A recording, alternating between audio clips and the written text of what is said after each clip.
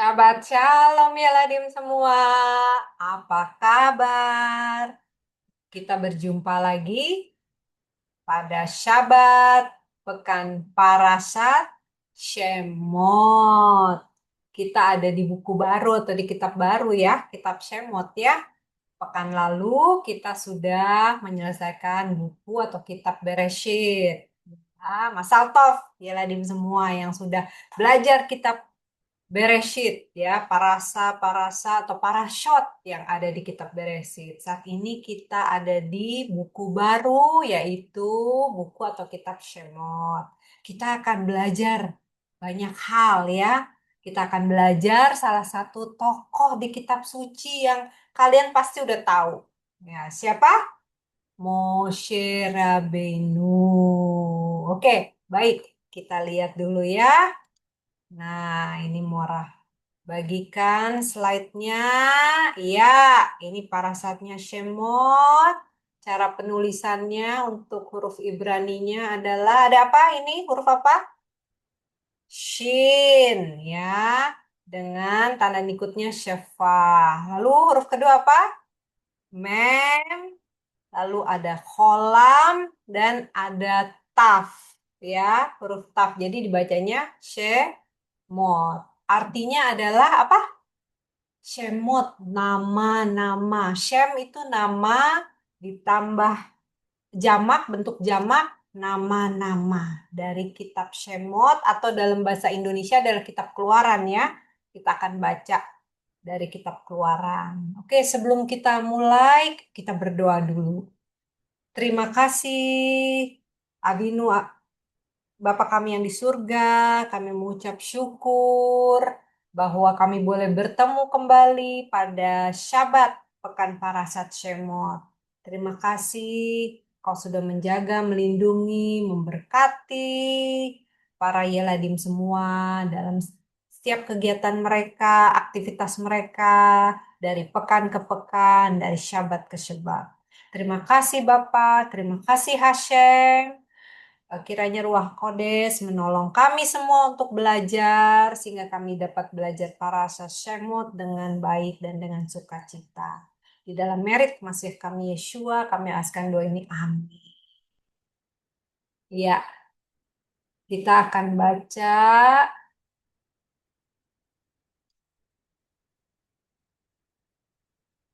Ya, ini kita akan baca dari, sebentar ya, dari Keluaran 1. Nah, ini dia.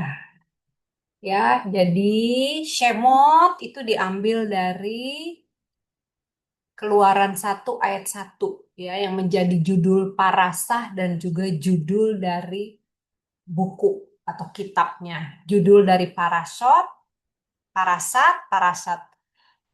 Shemot, dan judul dari bukunya yaitu buku atau kitab Shemot. Ya, mari kita baca. Inilah nama para anak Israel yang datang ke Mesir bersama-sama dengan Yakub atau Yakov. Mereka datang dengan keluarganya masing-masing. Ruben, Simeon, Lewi, dan Yehuda. Isakar, Zebulon, dan Binyamin. Dan serta Naftali, Gad, dan Asher. Seluruh keturunan yang diperoleh Yaakov berjumlah 70 jiwa. Tetapi Yosef telah ada di Mesir. Kemudian matilah Yosef serta semua saudara-saudaranya dan semua orang yang seangkatan dengan dia. Orang-orang Israel beranak cucu dan tak terbilang jumlahnya. Mereka bertambah banyak dan dengan dahsyat berlipat kali ganda. Sehingga negeri itu dipenuhi mereka. Kemudian bangkitlah raja baru memerintah tanah Mitsraim yang tidak mengenal Yosef. Berkatalah raja itu kepada rakyatnya, bangsa Israel ini sangat banyak dan lebih besar jumlahnya daripada kita.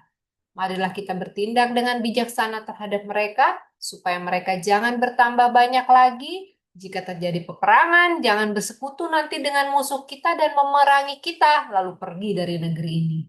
Sebab itu, pengawas-pengawas kerja rodi ya ditempatkan atas mereka untuk menindas mereka dengan kerja paksa. Mereka harus mendirikan bagi Firaun kota-kota perbekalan yakni Pitom dan Raamses. Tetapi makin ditindas, makin bertambah banyak dan berkembang mereka sehingga merasa takut kepada orang Israel itu.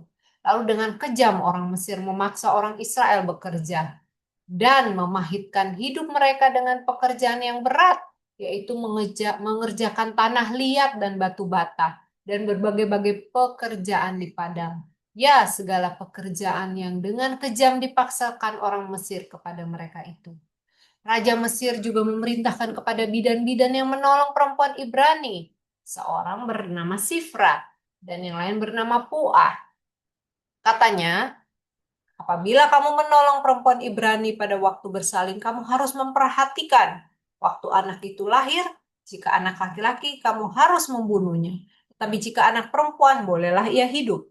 Tetapi bidan-bidan itu takut akan Elohim dan tidak mau melakukan seperti yang dikatakan Raja Misraim kepada mereka dan membiarkan bayi-bayi dari bangsa Israel itu hidup. Ya, selanjutnya ayat pasal 2. Ya, kita akan baca Keluaran 2 ayat 1 dan seterusnya. Seorang laki-laki dari keluarga Levi menikah dengan seorang perempuan Levi, lalu mengandunglah ia dan melahirkan seorang anak laki-laki. Ketika dilihatnya bahwa anak itu cantik, disembunyikanlah 3 bulan lamanya. Tetapi ia tidak dapat menyembunyikannya lebih lama lagi. Sebab itu diambilnya sebuah peti pandan, dipakainya dengan gala-gala dan diletakkannya bayi itu di dalamnya dan ditaruhnya peti itu di tengah-tengah teberau di tepi sungai Nil. Kakaknya perempuan berdiri di tempat yang agak jauh untuk melihat apakah yang akan terjadi dengan dia. Maka datanglah putri Firaun untuk mandi di sungai Nil. Sedang dayang-dayangnya berjalan-jalan di tepi sungai Nil, lalu terlihatlah olehnya peti yang di tengah-tengah teberau itu. Maka disuruhnya hambanya perempuan untuk mengambilnya. Ketika dibukanya dilihatnya bayi itu, dan tampaklah anak itu menangis, sehingga belas kasihanlah ia kepadanya dan berkata, tentulah ini bayi orang Ibrani. Lalu bertanyalah kakak anak itu kepada Firaun, akan kupanggilkah bagi tuan putri seorang inang penyusu dan perempuan Ibrani untuk menyusukan bayi itu bagi tuan putri? Saud putri Firaun kepadanya, baiklah. Lalu pergilah gadis itu memanggil ibu bayi itu. Maka berkatalah putri Firaun kepada ibu itu, bawalah bayi ini dan susukanlah dia bagiku. Maka aku akan memberi upah kepadamu. Kemudian perempuan itu mengambil bayi itu dan menyusuinya. Ketika anak itu telah besar, dibawanyalah kepada putri Firaun yang mengangkatnya menjadi anaknya dan menamainya Moshe, ya, yang akan menjadi Moshe Rabbeinu. Sebab katanya, karena aku telah menariknya dari air. Ya, ya Ladim, kita sudah membaca bagian dari kitab suci. Ya, sekarang kita akan sama-sama belajar ya. Ya, kita sama-sama belajar slide-nya ini ya, buku Shemot. Apa yang terjadi? Ya. Nah, seorang raja baru muncul di Mitsraim atau di Mesir ya.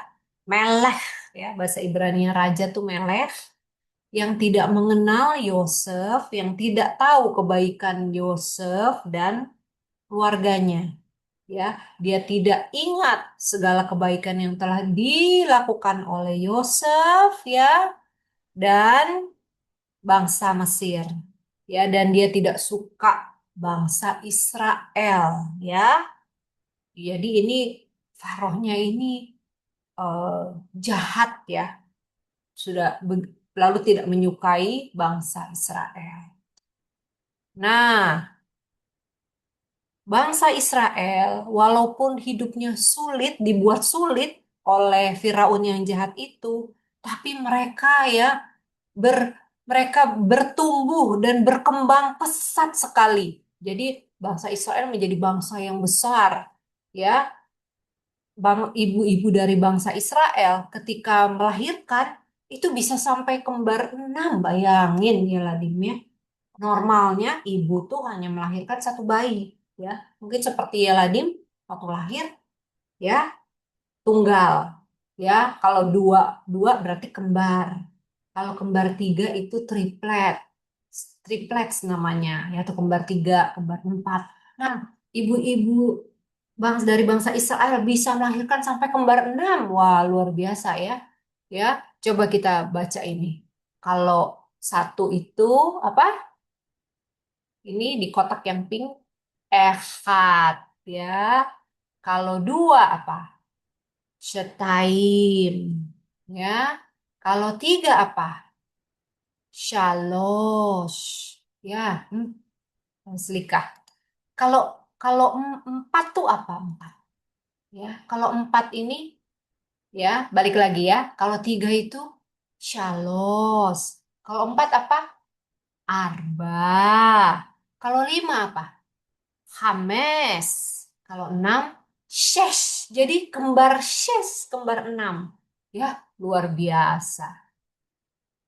Ya, Faronya sampai bingung, ya, karena bangsa Israel berkembang begitu pesat dan dia ketakutan, ya, dan orang-orang dari bangsa Mesir juga ketakutan, ya. Nanti kalau bangsa Israel tambah banyak, bagaimana kita ini? Mereka jadi takut dan Faro mengatakan terlalu banyak ini orang Israel berkembang biak. Ya, bayangkan ingat nggak dulu dari tanah Kanaan Bapak Yakov datang berapa orang? 70 ya. Yosef sudah ada kan di Mesir. Dari 70 orang mereka berkembang menjadi bangsa yang besar dan luar biasa sampai Faronya takut. Dan Faro akhirnya memiliki rencana jahat. Ya, rencana yang amat jahat. Faro ini berusaha supaya bangsa Israel, laki-lakinya, para prianya tuh bekerja keras ya, kerja paksa harus membangun kota-kota seperti yang tadi kita baca Pitom dan Rameses, ya. Membangun kota-kota ya, membangun piramid-piramid di Mesir yang sampai sekarang masih ada kalau ya dilihat ya di sosial media seperti YouTube ya atau di Google kalau lihat piramid ya itu peninggalan dan disuruhlah bangsa Israel kerja paksa dan Firaun ini juga punya rencana yang jahat lagi ya.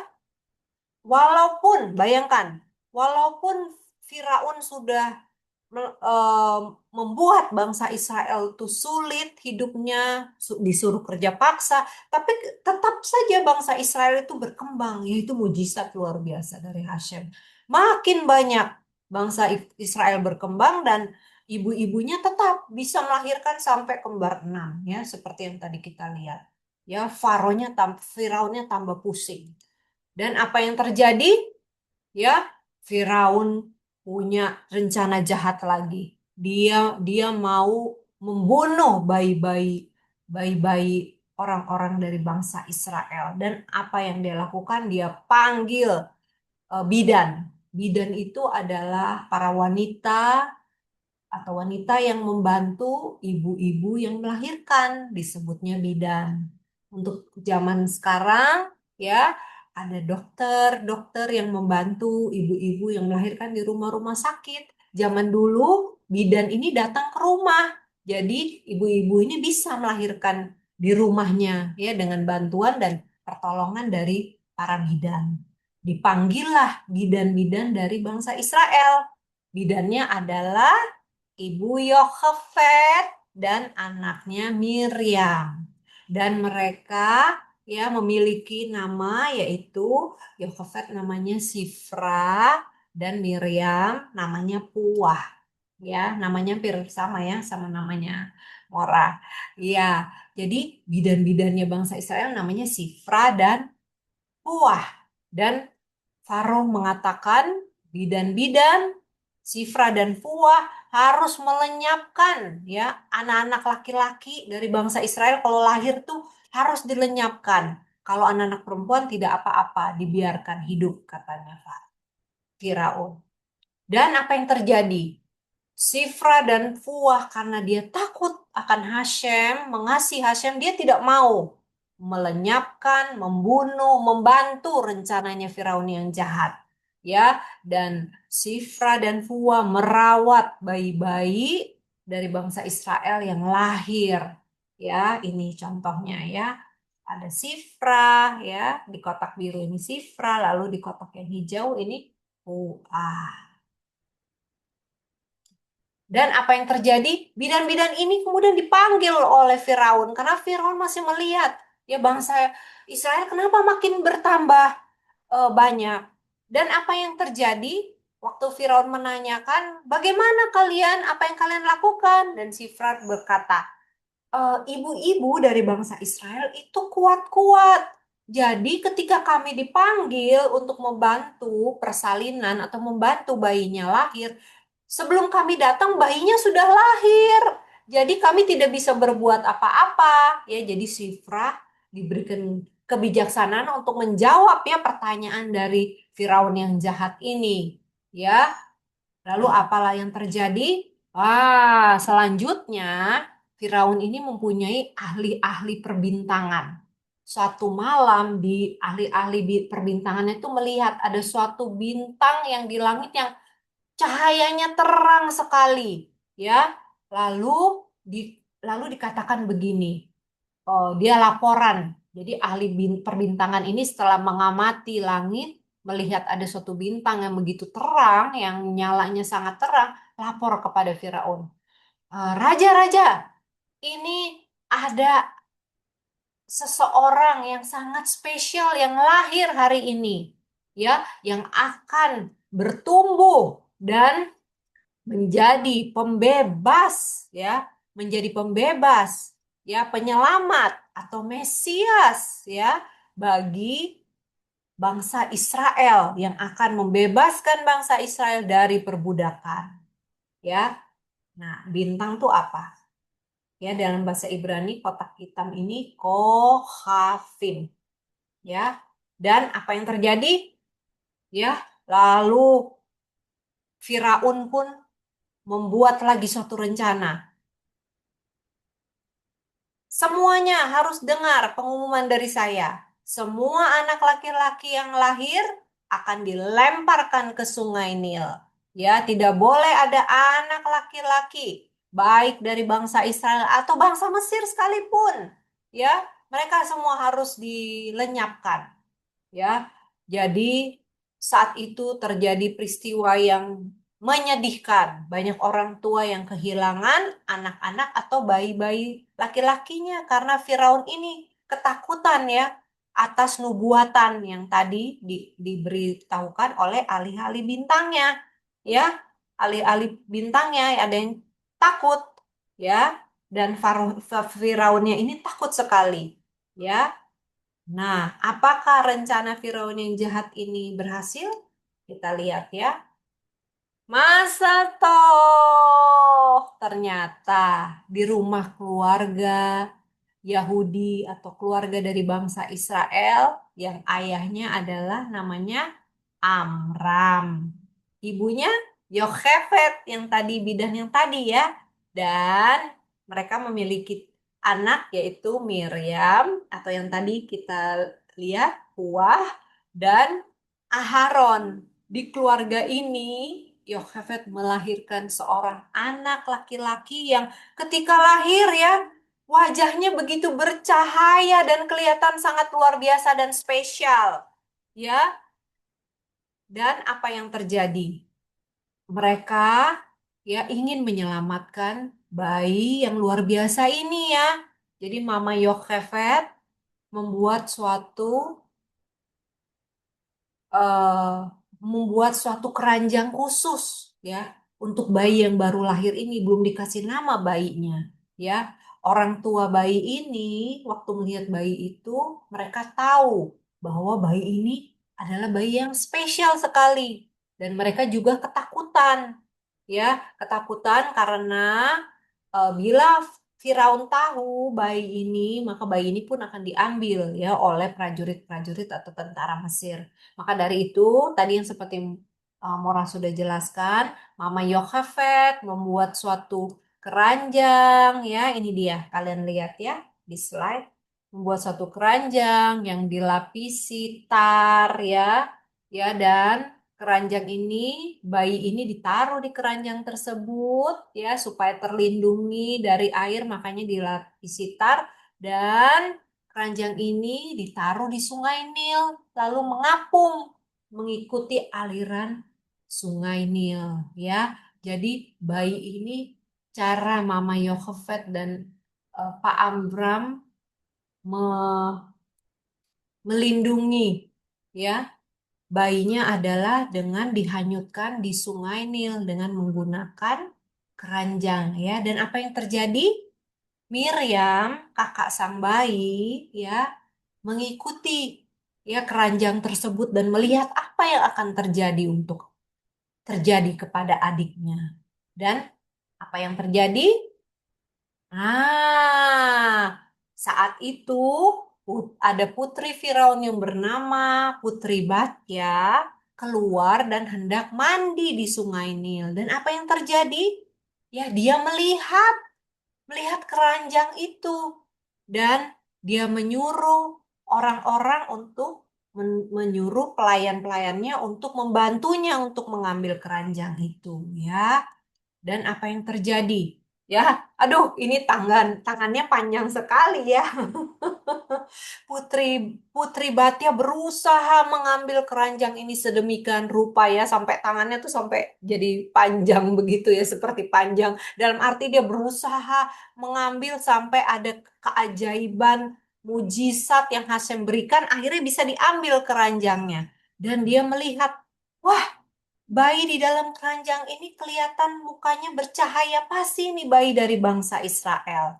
Ya, dan kasihan ya, merasa kasihan, Putri Batia merasa kasihan, dan seketika itu juga ya Miriam, kakak dari bayi ini, dia muncul dan dia berkata kepada Putri Firaun, yaitu Putri Batia. Putri Batia, apakah engkau perlu pertolongan? Saya bisa memanggilkan seseorang yang dapat merawat dan menyusui bayi ini. Dan Putri Batya berkata apa? Ya, itu akan luar biasa. Baik sekali. Coba kau panggilkan seseorang yang bisa mengasuh bayi ini yang akan kuangkat sebagai anak. Jadi bayi ini ya yang diangkat sebagai anak oleh Putri Batya ini ya diasuh sementara oleh seseorang untuk diberikan makanannya. Makanannya bayi apa? Ya Ladi. Susu ya. Bayi yang baru lahir belum bisa makan makanan padat. Mereka hanya bisa makan makanan yang lembut, yaitu susu ibunya. Dan siapakah yang dipanggil oleh Miriam? Iya, yang dipanggil oleh Miriam adalah ibunya, yaitu Ibu Yocheved. Ya, dalam bahasa Ibrani, coba kalian baca. Ibu nih apa? Coba yang kotak pink ini. Ada alef dengan kirik, lalu ada mem, ya, dengan kamat, lalu ada alef lagi. Ima, ya. Jadi ibu atau mama dalam bahasa Ibrani adalah ima. Coba katakan ima, ya. Jadi saat itu juga Yokefed dipanggil dan diminta untuk mengasuh bayi ini, memberikan makanan atau susu sampai bayi ini agak besar, ya. Dan setelah itu, ya, bayi itu setelah agak besar, sudah tidak menyusu lagi, dikembalikan ke Putri Batya. Dan saatnya Putri Batya untuk memberi nama bayi ini. Kira-kira yang dikasih namanya apa? Coba, ya Ladim. Coba cari. Ya, di kotak biru ini apa namanya? Coba, sama-sama katakan. Moshe, ya, bayi yang mungil dan luar biasa ini ya diberi nama Moshe, menjadi anak dari Putri Batya. Nah, sekarang Moshe-nya sudah bertumbuh menjadi pria dewasa ya, sudah menjadi dewasa muda, dan suatu ketika Mose berjalan-jalan keluar dari istana Firaun, dan apa yang dia lihat? Ya, dia terkejut melihat bahwa bangsa Israel yang adalah bangsanya diperlakukan begitu luar biasa kejamnya. Ya, mereka harus membangun kota-kota di Mesir ya, dan mereka harus dipaksa bekerja untuk membangun kota-kota di Mesir dan diperlakukan dengan kejam ya oleh para prajurit Mesir. Ya. Dan apa yang terjadi? Waktu Moshe sedang jalan-jalan, dia melihat ya seorang ya tentara atau prajurit Mesir, seorang pengawas ini sedang memukuli seorang dari bangsa Israel yang kita lihat ya di slide. Dan apa yang terjadi? Moshe berusaha untuk menahan ya pengawas ini ya, orang Mesir ini, dan yang terjadi apa? Tanpa sengaja ya Moshe memukul dan orang Mesir ini akhirnya mati. Dan apa yang terjadi? Moshe mengubur orang Mesir ini ya. Moshe mengubur orang Mesir ini dan selanjutnya apa yang terjadi? Ya, Moshe akhirnya berada dalam bahaya. Karena apa?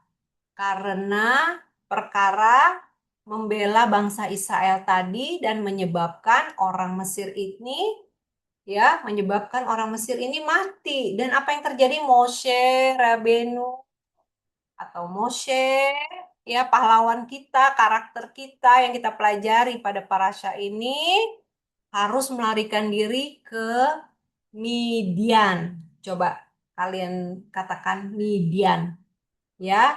Dan Moshe berjalan dan berjalan dan Moshe akhirnya sampai di Midian dan menemukan sumur ya. Sumur dalam bahasa Ibraninya adalah Be'er ya, Be'er ya. Ternyata di Midian ya ada seorang imam yang bernama Yitro yang luar biasa terkenal sebenarnya. Ya, Yitro tinggal di Midian. Lalu Yitro ya tinggal di antara orang-orang Midian yang menyembah patung-patung berhala. Ya, suatu waktu Yitro sudah tidak mau menyembah patung berhala lagi karena dia sudah menyadari ya tidak boleh menyembah patung-patung berhala lagi ya. Dan apa yang terjadi? Orang-orang di Midian itu akhirnya jadi memusuhi Yitro. Tidak ada yang mau bantu Yitro, tidak ada yang mau bekerja sama Yitro, tidak ada yang mau menikahkan anak-anak mereka dengan anak-anaknya Yitro. Jadi sama sekali orang-orang Midian tuh memusuhi. Kasihan ya Yitro ya. Dan apa yang terjadi? Ya, lalu Yitro berkata kepada anak-anaknya. Jadi anak-anaknya Yitro tuh perempuan, 7 orang perempuan. Dia berkata, anak-anakku, tidak ada yang mau bekerja sebagai pengembala lagi untuk mengembalakan ternak-ternak kita. Jadi sekarang saya harus meminta bantuan kalian untuk menjadi gembala bagi ternak-ternak. Ya, jadi kalian harus bekerja, membantu untuk menggembalakan ternak-ternak. Ya, dan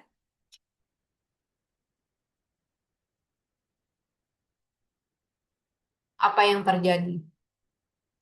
Anak-anaknya Yitro pun seringkali juga mengalami perlakuan yang tidak enak oleh orang-orang Midian.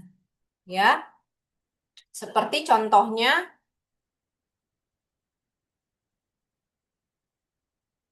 ya mereka mau mengambil air di sumur, ya mau memberikan minum kepada domba-domba dan gembalanya.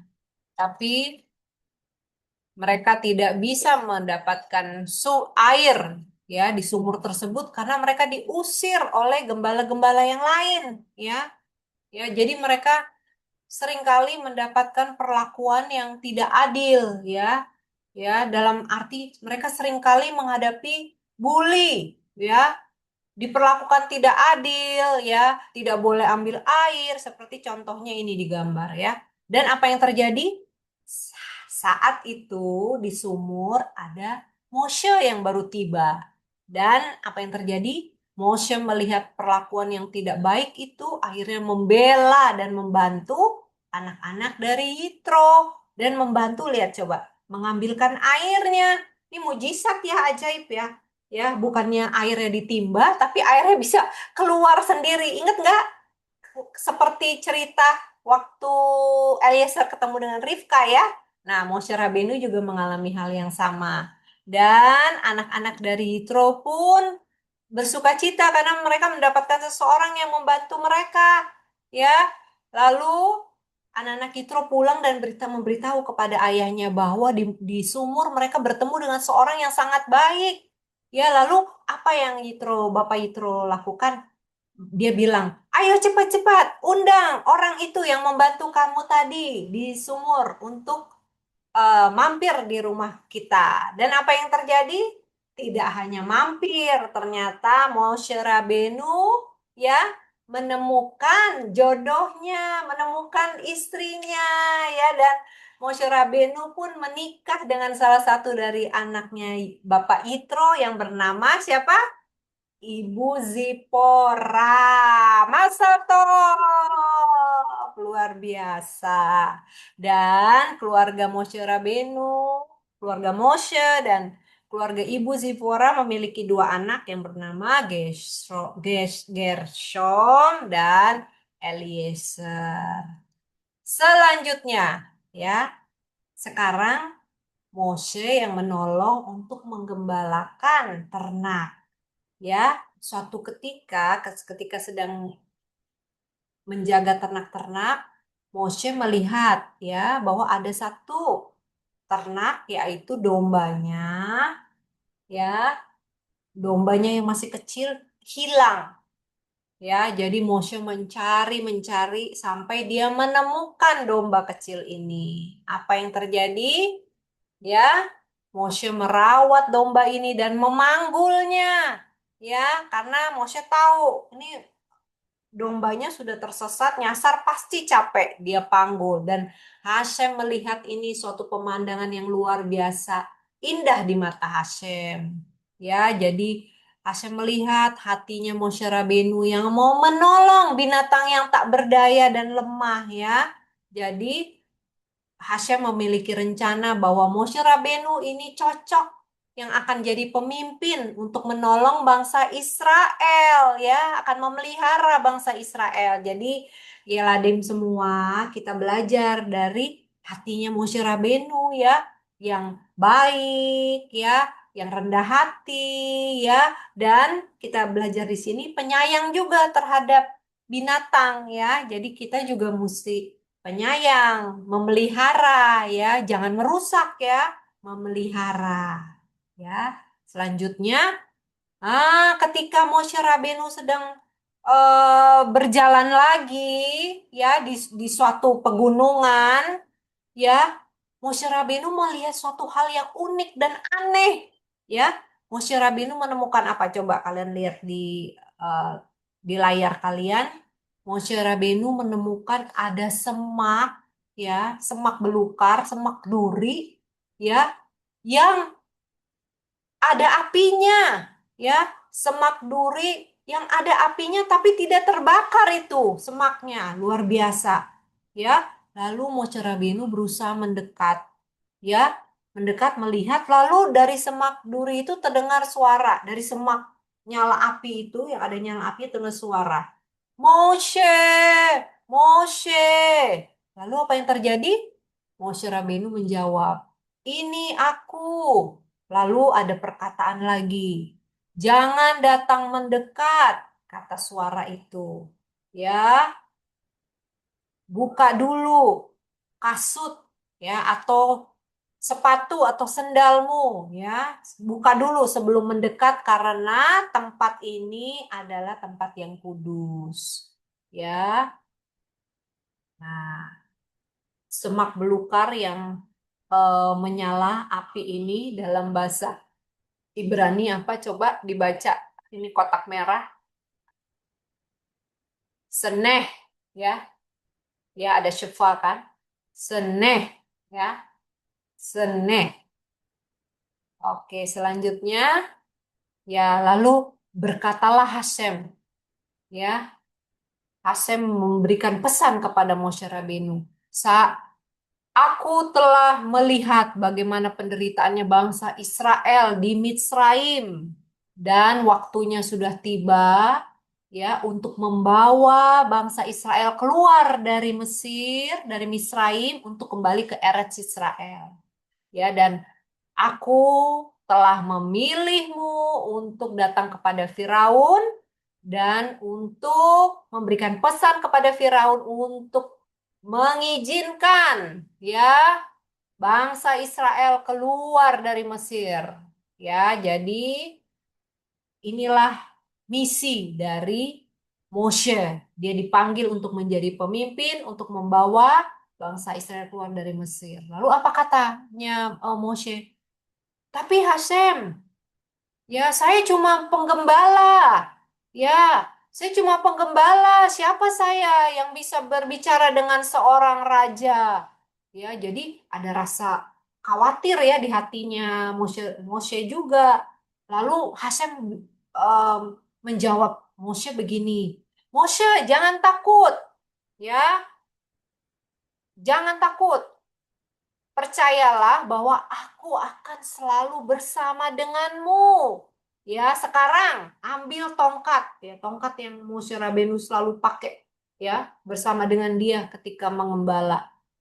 Ya, bawa tongkatnya dan aku akan menunjukkan kepadamu mujizat dan keajaiban. Sekarang pergilah. Lalu singkat katanya, ceritanya ya Moshe Rabenu berangkat menuju Misraim dan Moshe Rabenu juga ditemani oleh kakaknya.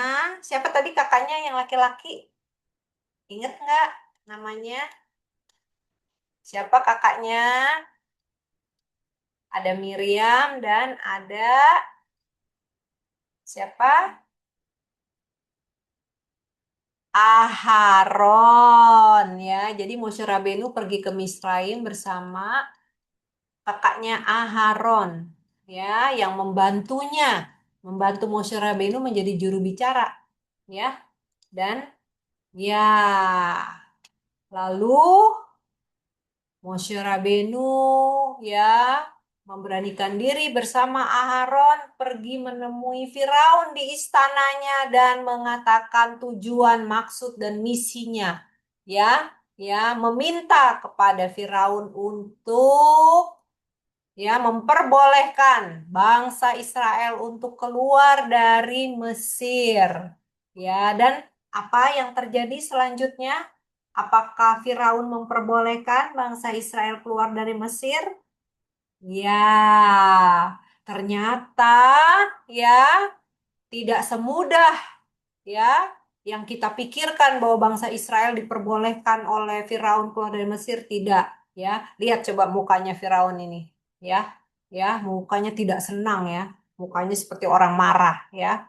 Jadi malahan kehidupan bangsa Israel malah dipersulit ya. Kerja paksanya dipersulit ya, dan ya Moshe Rabenu tapi tidak menyerah. Dia tetap menjalankan misinya ya bersama kakaknya Aharon ya untuk meminta kepada Firaun untuk melepaskan bangsa Israel ya. Dan selanjutnya kita akan belajar di parasa mendatang yaitu parasa Vaera. Coba katakan parasa Vaera. Ya, Baruk Hashem, Todaraba, Yeladim semua yang sudah sama-sama kita belajar parasa Shemot ya. Parasa Shemot, pekan depan kita belajar parasa Vaera. Kita bertemu lagi ya untuk mendengarkan cerita selanjutnya ya, perjuangannya Moshe Rabenu dan Aharon dan juga bangsa Israel untuk lepas dari Raja Firaun, raja ya, Raja Mesir, Raja Misraim, Firaun dan keluar dari Mesir. Ya, baiklah Yeladin, Toda Raba untuk waktunya dan seperti pekan lalu kita sudah belajar apa?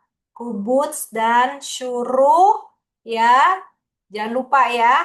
tetap dipelajarin ya, kubus dan syuruk dan nikut-nikut lainnya ya.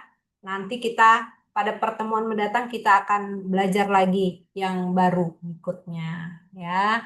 Toda raba, Haferim semua, kalau ada pertanyaan dicatat, nanti pekan depan kita bisa diskusi sama-sama lagi, bisa diberitahu kepada Mora pertanyaannya Yeladim ya dari bahan bahan kita dari parasat eh, Shemot ini. Baik Yeladim, kita akhiri. Sebelum kita berakhir, kita berdoa dulu. Mari kita berdoa. Avinu Sheba Shamaim, terima kasih untuk program kami, Syabat Yeladim, kami bisa belajar bersama-sama. Ada satu tokoh dari kitab suci yang kami pelajari, yaitu di sini adalah kehidupan dari Moshe Rabenu, bagaimana Moshe Rabenu, kakak-kakaknya, ibu, bapak, dan keluarganya, dan bagaimana juga bangsa Israel em, kehidupan bangsa Israel di Misraim, di Mesir, mengalami kesulitan, kesusahan dalam penindasan dan perbudakan oleh Raja Firaun. Terima kasih Hashem buat pelajaran ini. Kami juga belajar bagaimana Hashem setia menjaga, melindungi bangsa Israel, dan juga bagaimana Hashem memilih Moshe Rabenu untuk menjadi pemimpin bagi Israel. Terima kasih, kami belajar untuk menjadi rendah hati, penyayang seperti Moshe Rabenu, dan siap untuk menolong orang lain, menolong siapapun.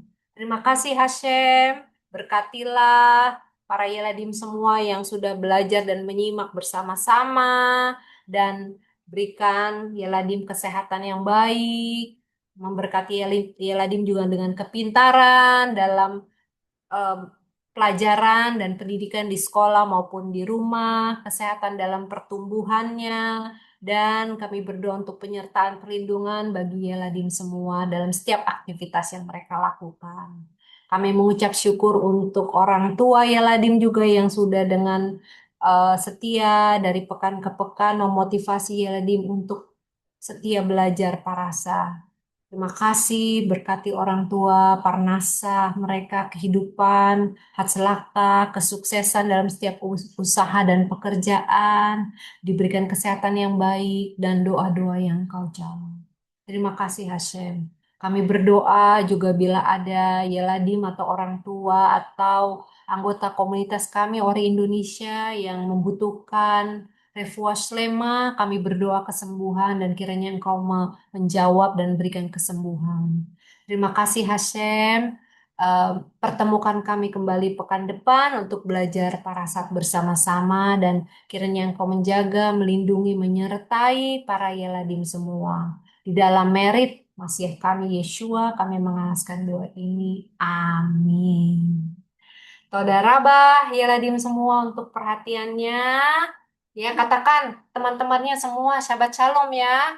Sahabat Shalom semuanya, Shabbat Shalom Papa Mama juga, ya Ladim. Dan sampai jumpa lagi pekan depan. Toda Rabah.